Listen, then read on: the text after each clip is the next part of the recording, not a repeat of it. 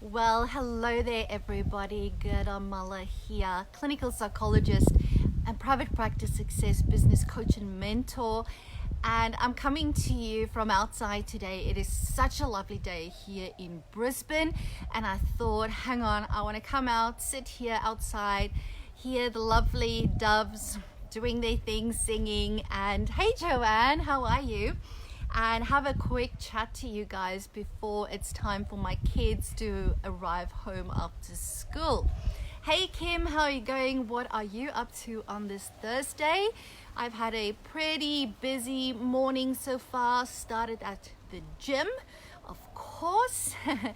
And what did I do then? I came home, had breakfast, had a shower, hopped onto a 90-minute Q&A with my Inner Circle Mastermind. Then I had another hour off and I had some lunch. Then I had an hour with my mentor in terms of checking on me, how I'm going. Am I doing what I said I'm going to do? All of that accountability stuff, right? And now I'm talking to you guys. So I wanted to share with you a realization that I had again this morning. And you know, very often we know stuff, but we need to be reminded of it. Kim says, I'm looking at lead magnets. Exciting. Yes, that's good. Actually, one of the things that I discussed on my mentoring session was sharing with my mentor a lead magnet that I have just put together, which is actually a 13-page ebook. So I will still tell you all about that, Kim. Yes, and actually, by the way, it didn't start out as a lead magnet. I was sitting down wanting to write a blog, like just a blog post for my community that I put out for you guys, and it just became longer and longer, and it's like, I can't finish yet. There's still more stuff that has to go in here, right? So I turned it into an ebook. So sometimes these things just develop by themselves, right? Sometimes it's about sometimes you want to set the intention and go, I'm going to now come up and brainstorm an idea for a lead magnet, and at other times it will just reveal itself to you depending on where you're at. Oh, it's hard for you to hear me. Okay, that's a problem. I'll speak a bit louder. Let me know if it becomes unbearable, then I might need to move. All right, I'll sit a bit closer. Sit a bit closer. There you go. Hopefully that makes a difference. As I was saying, sometimes there's things that you know, right?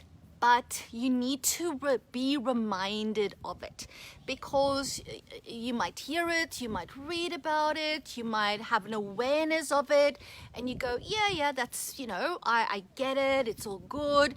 And then it just like leaves your brain, or it becomes unconscious in a way. So it's really important from time to time to again go, hang on, I need to remind myself about this again, right? In terms of what it is that I need to know here.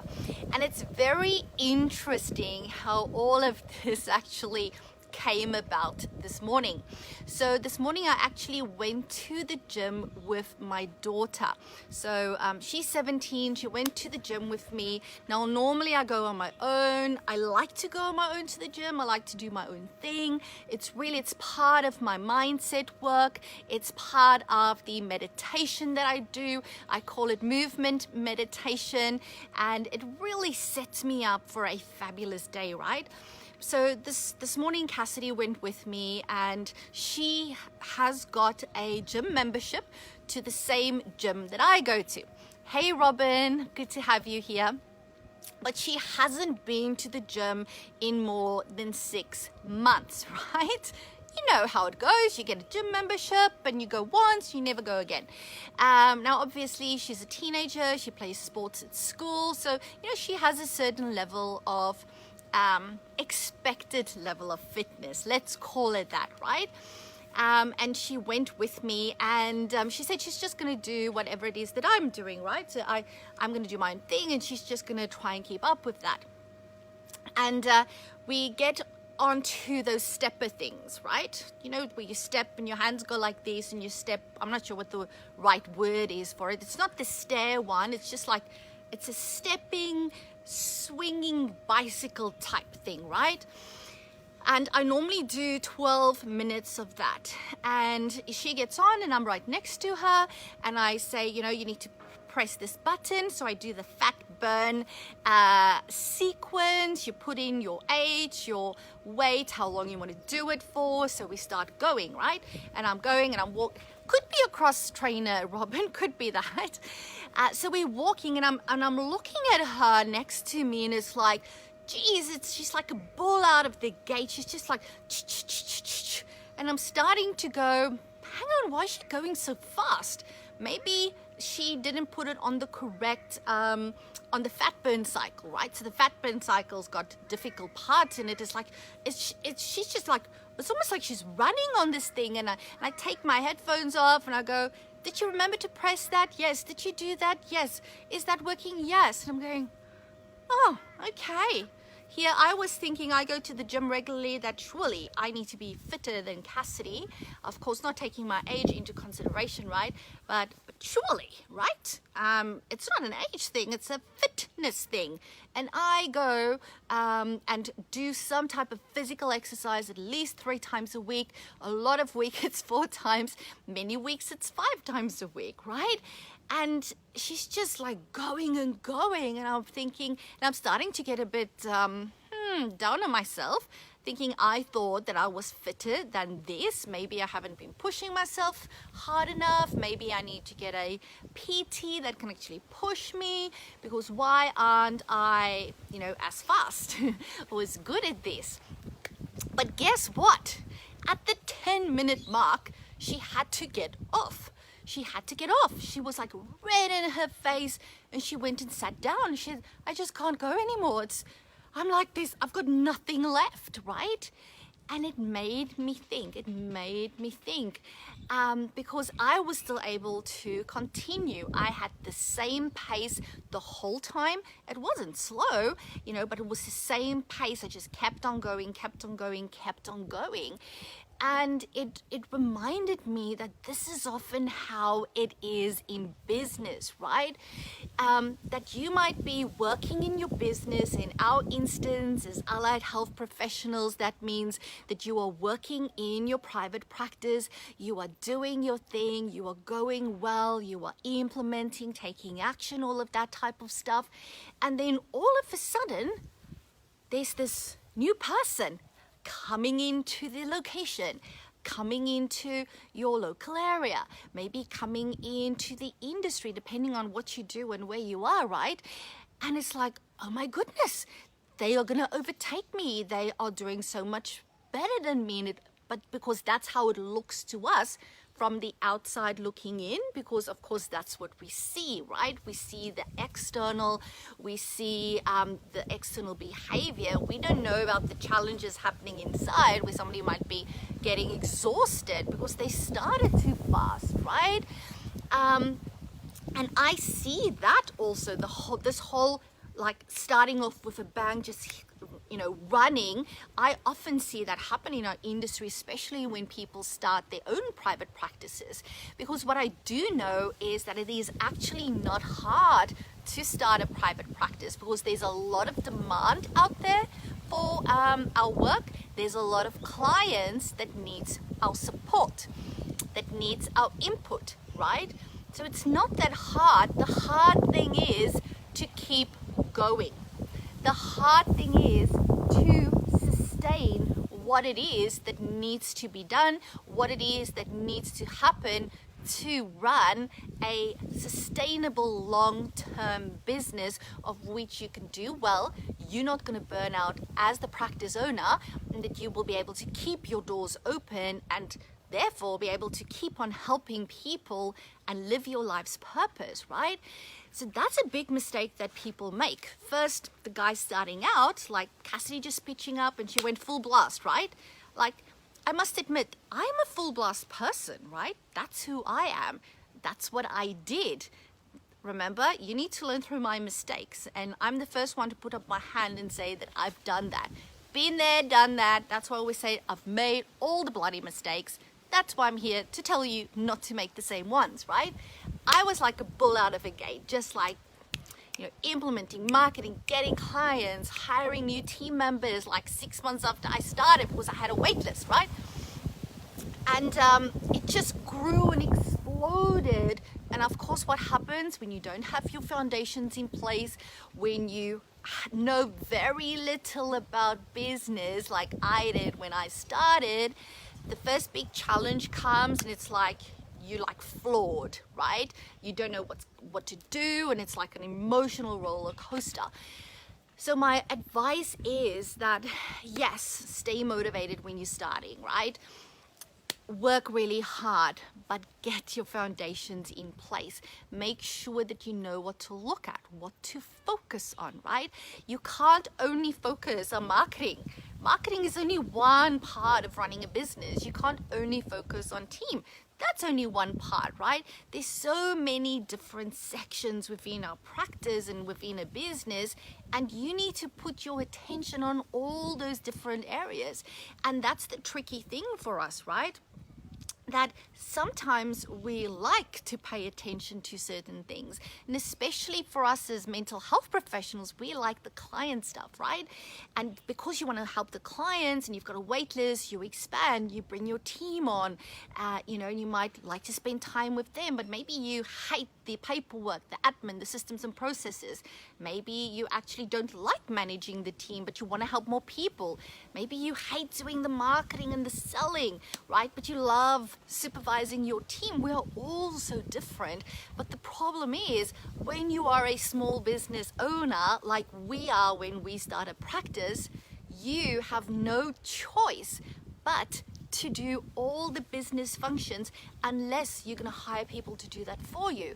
And what's the biggest complaint of small business owners?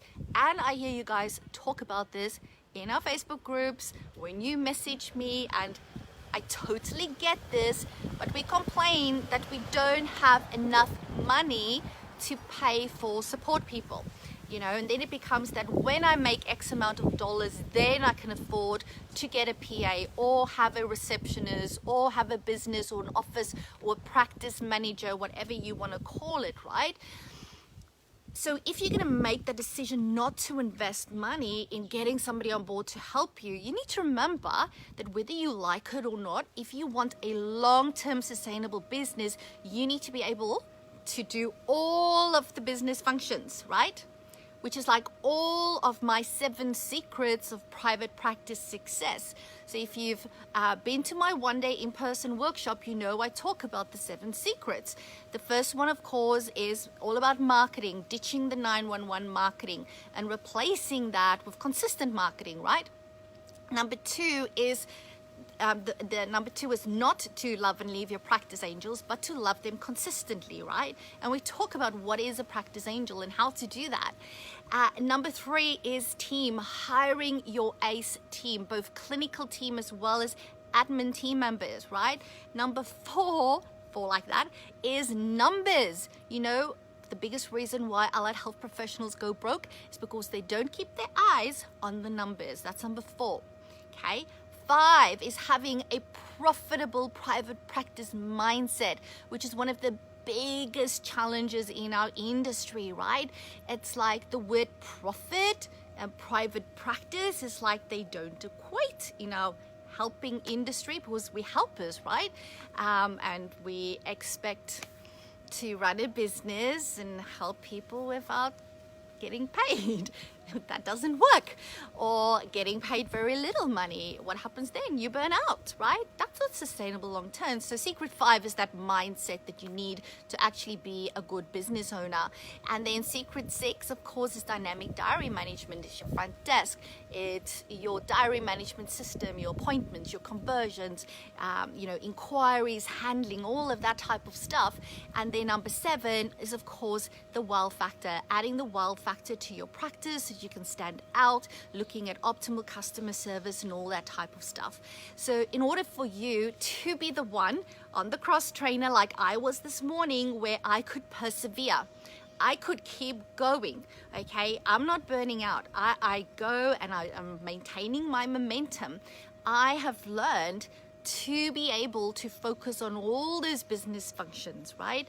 And make sure that all of that is traveling well in a private practice, because that is what you truly need to learn how to do. Not the, I think I'm doing marketing because, you know, I've got clients coming in, or I think I'm looking after my team in the best way possible. You know, where did you learn how to do that? Did you learn like me through trial and error? I would prefer you don't make the mistakes that I've made, right? It's why I started Private Practice Success Australia. And I truly want to invite you, if you have not been to one of my in-person workshops, no, I don't have another one coming. But what I have done is I have now taken that content online. So for the first time ever, you are able to learn all these things, to know exactly what do I mean when I talk about practice angels. Because those are the guys that ensure that, what's the word? They insulate you from competition. Okay? They are so important. Like when my practice started, I was the only group private practice in the local area. Now I'm surrounded. It has made zero difference to my practice turnover, to the amount of people that get referred, to the amount of people that come through our doors, to the amount of people that we get to help. Why? Because we are really good at loving our practice angels. So that's why I say that it insulates you from competition. It protects you because you've got those relationships, right? Which means that I and my principal that now runs the practice, we never have to sit in a place of fear, in a place of, oh my goodness, what if we don't get referrals? You know, there's another group private practice that opened up. Oh my goodness, we're so worried. We don't go there even, right? We don't have to go there. Why? Because we know what to do. We know exactly what to do in marketing, practice angels, in team, in numbers, in our mindset, in our diary management, and in our wow factor.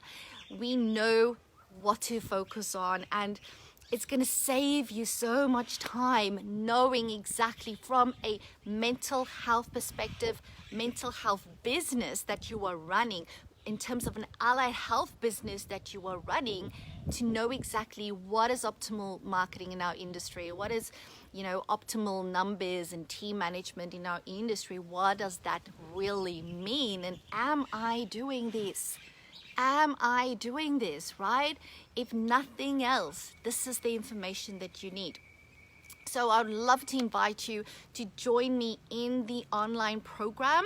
This is going to be a live version, so you're going to have me physically live in the Facebook group with you, answering questions, all that type of stuff. Once I've run it once live, the program will be available online, but in a self-study format. So I truly encourage you to be there for the live version where I get to answer all your questions. And there's 2 bonus trainings included, which the one is a training that I'm doing on the various types of business models. As you guys know, there's probably around 4 business models around in terms of private practice. One, for example, is employees. Then, of course, there's subcontractors, all of those type of things. That's what I'm referring to. And I'm going to talk to you about those major models that we get, as well as the pros and cons of each one, so that if you are in that place where you might be thinking of moving from solo into group private practice, that you can truly consider all the pros and cons. If you are already a group private practice owner and you've been questioning your model, this will be a fabulous training for you in terms of really getting your head around, okay, is the grass really greener in terms of the other model? Or maybe I need to just change the way I manage it. Maybe I need to tweak a couple of things. So we're going to look at that. And then I have a very exciting bonus training where we're going to look at all things front desk efficiency, and I'm going to do that one with the fabulous Ashley Davison, who is my client relationship team leader. Another word for what she does is like practice manager, and she's also co-founder with myself and Chelsea Knight of Halo Practice Management. So the 2 of us are going to do that one together. So exciting. So I'm going to put the link in the comments, and I would love for you to join me. So let's recap the message for today. First and foremost, most importantly, you need to stay in your lane, right? You need to stay in your lane, because if I think about it, I was doing my thing and then I was noticing how fast Cassidy was going, and it distracted me, right? It distracted me, which means that it distracted me from my goal in terms of staying focused on my exercise. And the same happens in business. If you get distracted by what somebody else is doing, that's not good. I'm not saying don't look and observe and note and going, yeah, those guys are doing a great job.